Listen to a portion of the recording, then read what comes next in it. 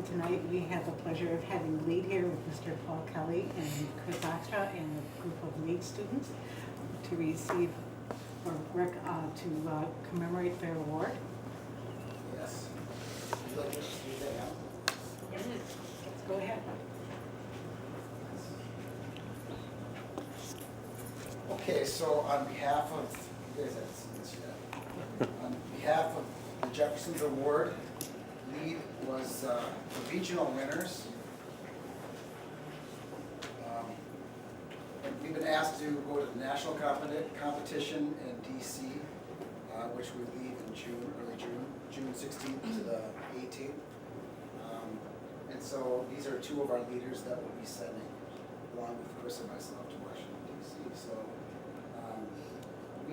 we're hoping to present this in front of you guys because we're really excited about this experience. But also, our motivation for being here is that our two members here are going to be presenting a summary of what we've done this year at the national competition. So we're hoping this will be kind of a preparation for them as well. Jennifer Kim, who was our spokesperson for the regional awards, is not here today, unfortunately. But her competition was videoed, and that will be taken to the national level in DC as well. So I'd like to just give our students an opportunity to share with you a summary of what we've done this year, and then we also have a PowerPoint presentation that we can give you a little more detail. Good. So this is the 1-minute speech that they're supposed to give at the national. So we figured if they have the courage to go in front of some of the folks that they knew, they'll be just fine. So feel free to give them a feedback or anything. This is their competition. Very good.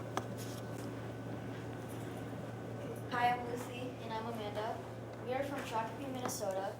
We are in a group called LEAD, which stands for Leaders in Education and Diversity. Our group is made up of different cultural backgrounds. This year, we have accomplished many things. By engaging our school, we purchased flags that represent every student in our school's nationality. We also host the school's talent show and competition, and every year we have amazing talent.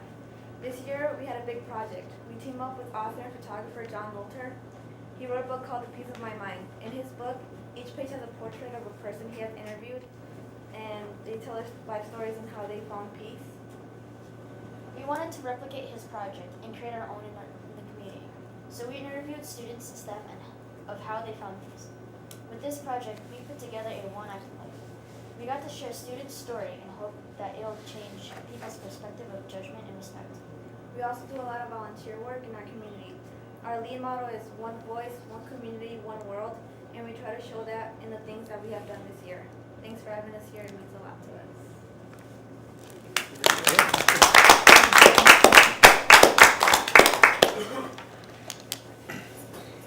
What do you guys think? Great job. Good job.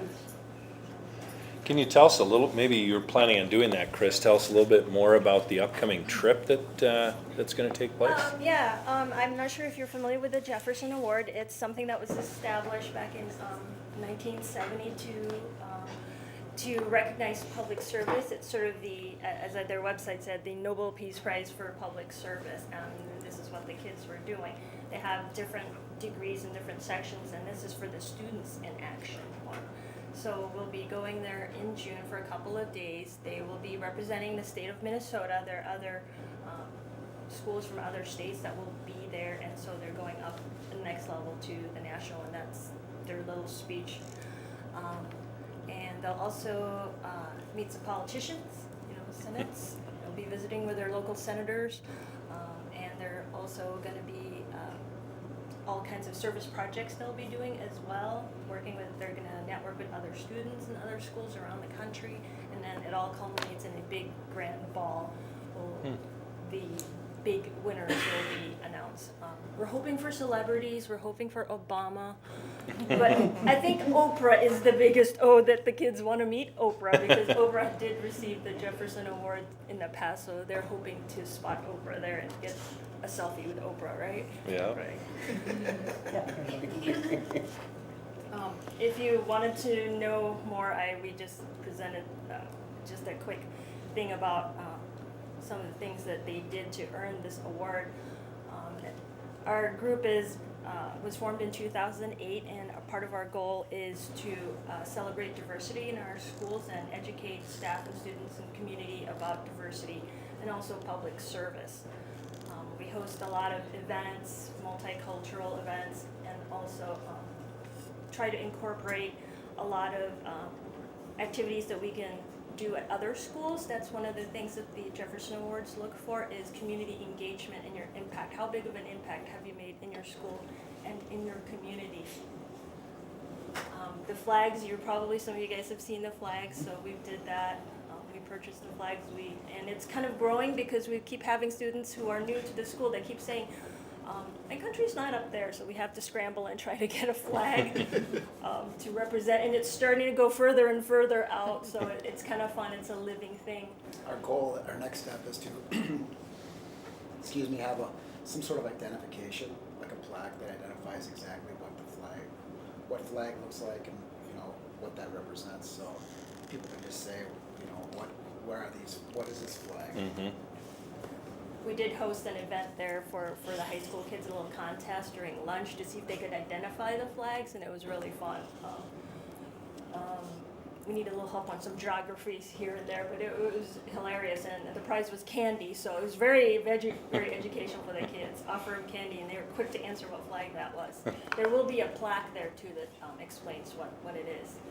Our talent show always involves the entire community. We get our drama teachers to participate, our music teachers.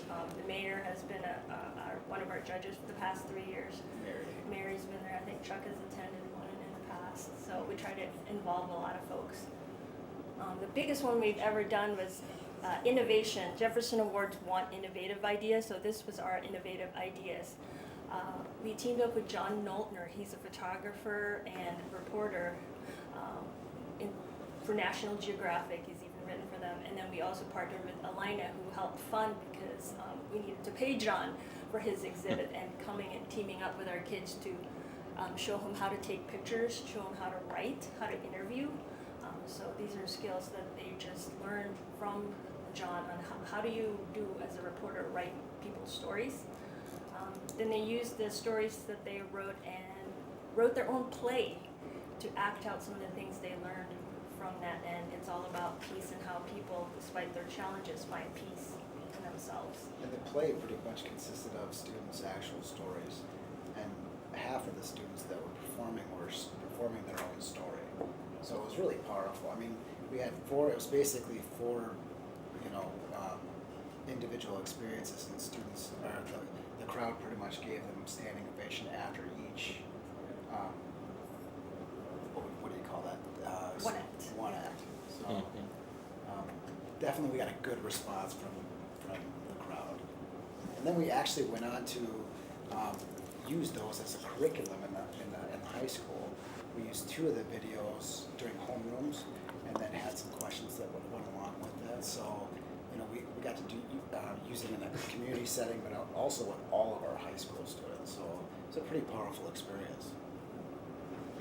We also participated we won 2nd place in a 2013 Mormon Fed Holiday Challenge. We collected over 2,500 pounds of food and warm clothing for people in need in the area. Hoping for 1st place, but we got edged out by somebody. Yeah. It's per capita. Okay. But we involved a lot of people from our own community were driving up and dumping stuff and donating stuff, so it was really cool to see that. And that's just our group. What we do, we get a lot of alumni that come. They recently participated in the college panel for AVID students. So those lead students who are now in college talk to our current AVID students about what's it like to be in college and how you get to college. They keep coming back. Our alumni love to come back, and this is how much money we raised recently, $800 for our talent show. We're going to use that towards buying more flags or whatever other endeavors we think we'll do next year. And also we're starting to expand. We hope to reach out to 6th graders and junior high next. And maybe some of them will be, by the time they get to high school, they'll be ready to join leading the high school. That's it. And Any comments or questions? I got to see her one act, it was fantastic. Was it awesome? Yes. I did see it. And by the way, he's an awesome actor, so that's a heck of a compliment. Yeah, and the cool thing is that these are not traditional drama people. Yeah, they've These never are just acted. like, I mean, it's pretty edgy, real kind of story type stuff, so. Yeah, I love my group, they do amazing things, and I'm proud to send them to DC with us. We're killing it at the national level, so that's. We hope to the come plan. back with a national. So Yeah. We'll see how, let's see. And we're planning next year to enter the talent show doing the song Happy. That would be great. We would Practice Well, welcome, last rendition, week. I hope. Yes, we do yes. welcome staff. We Wait to can- see that. There you go. welcome staff. You're That doing would that be one on your awesome. own. You guys have done amazing things, your students and the two of you, to get a program that's so young, doing so much and accomplishing so much. I'm not surprised by the award.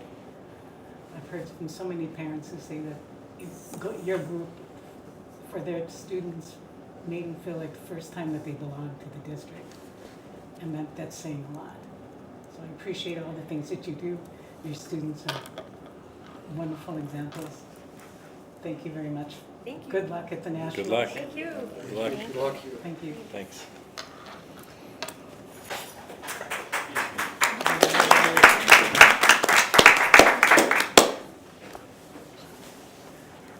And we'll move to the consideration in the agenda.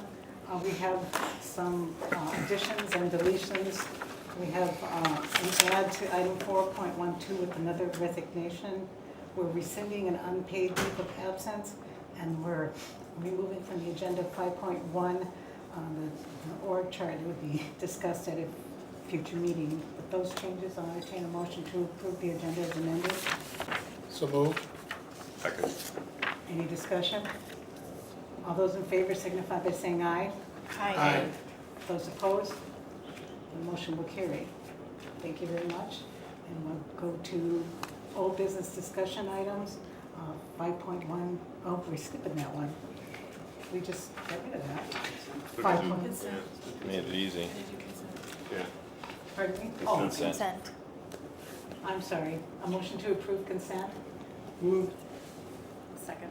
Second, thank you. Any discussion? All those in favor signify by saying aye. Aye. Those opposed? Motion will carry. Thank you, everybody, for that. I was so pleased that I had gotten through the changes to the agenda. Then we'll go to old business action item 6.1, the second reading of the 2014-15 preliminary budget. Before we do that, Mary, would you mind going back to 5.2 and then Nancy will take us I'm through the sorry. secondary design team update. We're forgetting about you, Nancy. There's, We're gonna do 5.1 too, or later? That was the one we took off. Oh. 5.1. So now I'm not the only boss in here. That's right. We'll do the strike throughs. sorry, Nancy.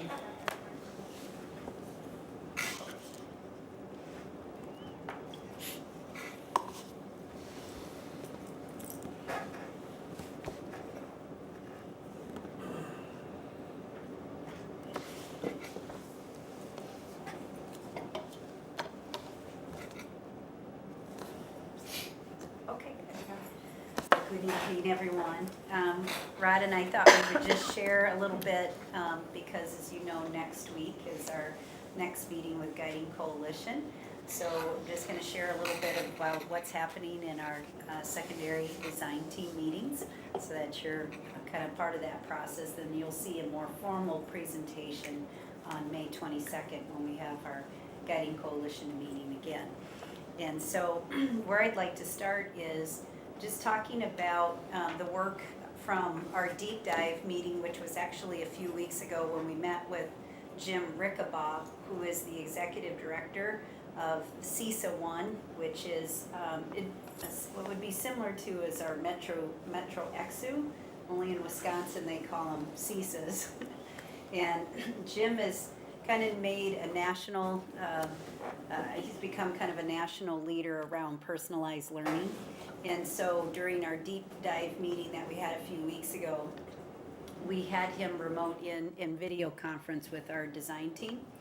And one of the things that he shared with us is this honeycomb. And when you look at the honeycomb, which I think was loaded to board book for you over the weekend, it really talks about an organizing framework for looking at how to consider sort of redesigning schools around some core principles. And so what we're going to do in a little bit is watch a short clip of Jim talk about the honeycomb. But I just kind of wanted to visually just kind of talk to you about the three blue doc pieces, which are called the core components: learning profile, customized learning paths, and then proficiency-based progress. Because that's what we decided in design team after listening to Jim talk, is that we would use this honeycomb as an organizing framework for our work. And he'll talk to you about why they're encouraging districts to do so, and why focusing kind of on the center and then working your way out is a good way to think about design of your schools. And so when you look at those three areas, that's where we have spent a bulk of our meetings over the last few meetings that we've had: learner profiles, customized learning paths, and proficiency-based progress. And really what a learner profile is, and this aligns perfectly with our strategic plan of the district, is really about what does an individualized learning plan look like, and what should be in an individualized learning plan. And part of what Jim's work has been with CISA 1 and the Wisconsin school districts that are part of CISA 1 has really been looking at making sure that there's a rich, comprehensive view of students that's not strictly just based on standardized test scores, but many different things and factors to consider when you think about working with individual students. And then the second area is customized learning pathways for students that are really based on student interest, strength, learning style. This has a lot with some of the discussion you've already heard coming out of the design team of going more from teacher-directed learning to more student-centered approach, and that allowing students to be partners with teachers and determining sort of their pathways of how they learn best and at their own pacing. And then the last part of that core component is proficiency-based progress, which is really about moving from a traditional grading system to doing assessment and advancement of learning that's based on mastery of critical standards and skills, and less about did you sit in the chair for a semester, and if so, do you get the credit, and more about moving students along based on their readiness level, rather than just based on artificial age bands, or whether or not you put in the sort of the time in the chair in order to gain the credit. And that's really the premise of the core part of the component. Jim goes on here, and we had to be a little bit creative because our sound, while we videotaped Jim, the sound was a little bit strange. We had a little technical problem today, but I think Sarah and Crystal and Angie were able to kind of work it out. So we're going to play just a 4-minute clip where he talks a little bit more in depth about the honeycomb. And then I'm going to show you some of the work of the design team and how it matches with this. And we hope this works. The honeycomb.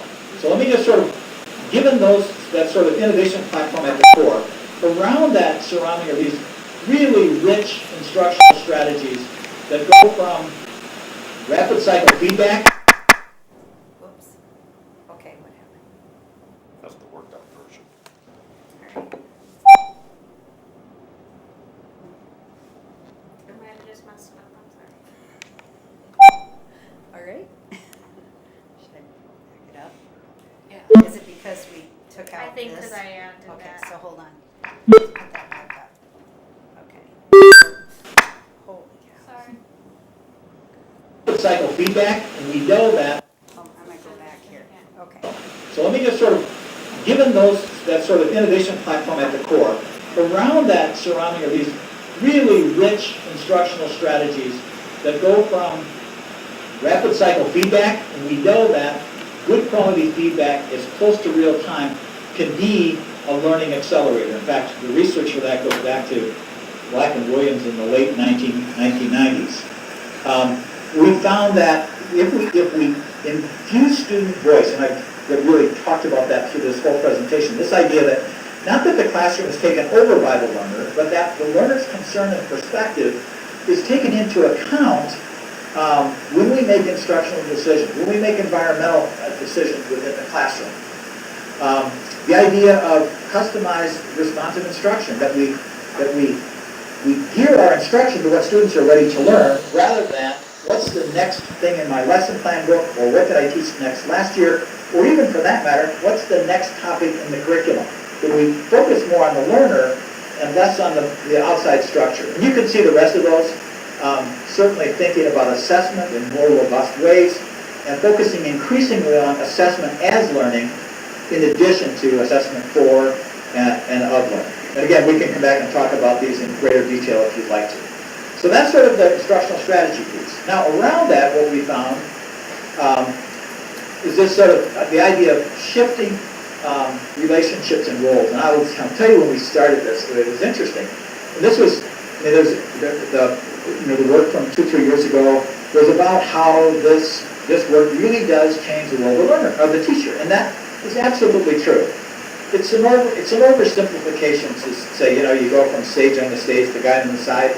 Certainly that's there, but there's a lot more to that change in role from a teacher's perspective. And it is, by the way, in many ways, much more meaningful, much more impactful work. Not less rigorous, not necessarily easier, but it does allow us to get much closer to learners, understand learners at greater depth, and have more influence with them. What we did not see on the front end was this change in the role of the learner from a more passive role to a much more active. From the sort of compliance to commitment that I talked about earlier. This idea of being a co-designer of their learning, not someone who's sitting back as a receptacle to be filled with the knowledge of the teacher. It's this shift around that really, by the way, we found now accelerates the learning. So you can move the needle on student learning if you just do the 3 core components and the instructional strategies around it. What happens is, as you begin to change the role of learner and teacher, this work really accelerates. And by the way, it becomes really fun. And then around the outside, consistent with the 5-lever conversation we had earlier, are these sort of structural pieces that hold the system in place, that remove barriers, and further accelerate the work. So, I mean, that really is the sort of big piece. I will tell you, for people who get in trouble, they tend to start at the outside and move in, as opposed to focusing on those 3 components on the front end. The other magic to this, by the way, is there are many ways you can put this work together. So it's not a recipe. It is not a lockstep process to follow. It really does allow you to understand your context, your capacity, your community, your students, and be able to design a system that is responsive to what it is you're trying to do and that is consistent with your context. So it's not a pre-cooked, canned model that, here's step 1, here's step 2, here's step 3.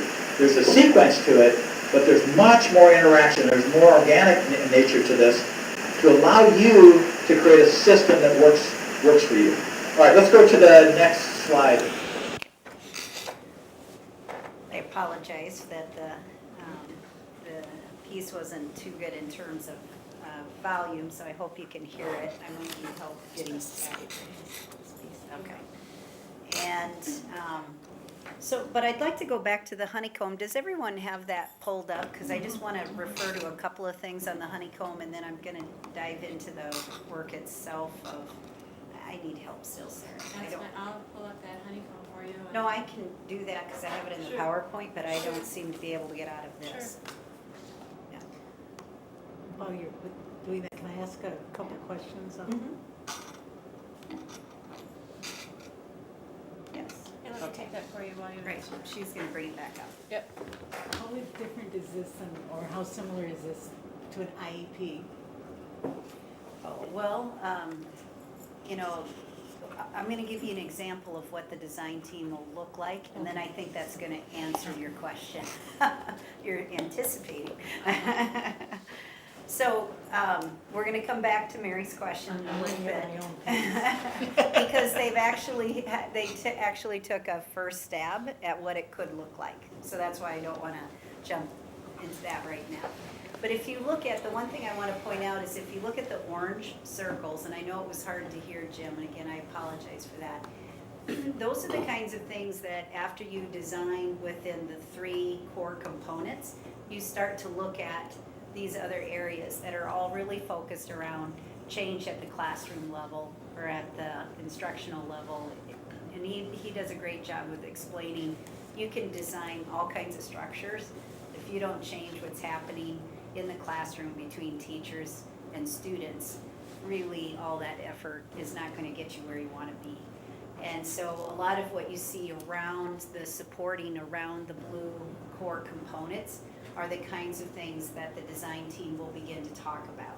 Anytime, anywhere learning, assessment, as for learning, on-demand grouping, more learner voice, student voice. He does a great job of talking about, it's in the past, the model was teacher was on one end, student was the other, teacher tells student, you know, this is what we're gonna do.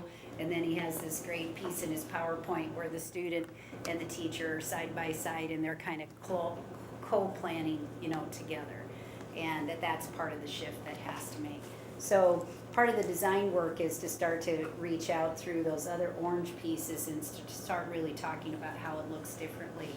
And then the further out you get into the green and purple becomes more that area of now we have to change structure, organization, design, and supporting policies in order to accommodate what's happening on the inside of the honeycomb, okay?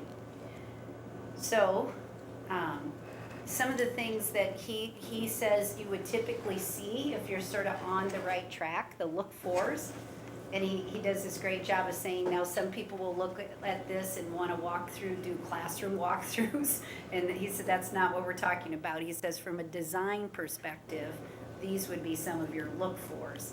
And it would be this list of where you can see there's flexible pacing happening.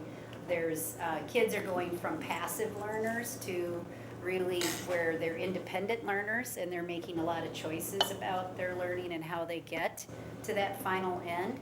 But that we all have very clear endpoints and kids have some flexibility about how they get there. Makes sense?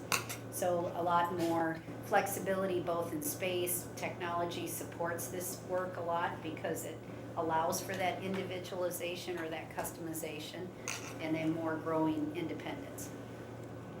So when you look at the work of the design team, what we've done is actually subdivided the design team into 3 areas, and it's those 3 core components, those 3, and we've started to have this group look at individualized learning plans and then career skills. We're kind of playing around with language still. We'll have that solidified before we go to the Guiding Coalition because we have one more meeting next Tuesday.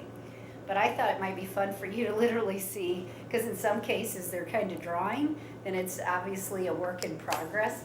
But this was their first blush of what an individualized learning plan might look like. What you actually see up here are some spider webs, which is something we came across with Donna Deed's work in the CAPS Academy, as well as Scott McLeod had some examples of this where, you know, maybe if you had career skills identified, which we'll talk about next, like maybe collaboration, critical skills, kids would be entering things that would show that spider web expanding as their proficiency expands. Same thing with these core knowledge pieces. And then I just love this. This is a Wordle. And what we were brainstorming is you could do these kind of learning style assessments where it would show what you're particularly strong in terms of characteristics. And of course, those words would be bigger than other words. And it would help them with setting their, you know, life goals. And then there'd be a pathway to kind of look at course history, test history, 6-year plans, which we need at the secondary level, and portfolio work. So that was kind of their initial brush at an individualized learning plan. Then you're just going to see their beginning list of what they call the 5 C's. Again, this is all work in progress, but some of the ones based on many lists that they looked at for you know, skills that would need to be embedded across all content areas were critical thinking, collaboration, communication, creativity, And then this fifth one, we're just having a terrible time because we keep trying to find a C. Some people were calling it compassion, some people were calling it citizenship, some people were calling it character. And then Rod found an Edina video where Edina has 5 C's and theirs is cultural competence. And that was part of our discussion too. But that's sort of where the working list is at this point.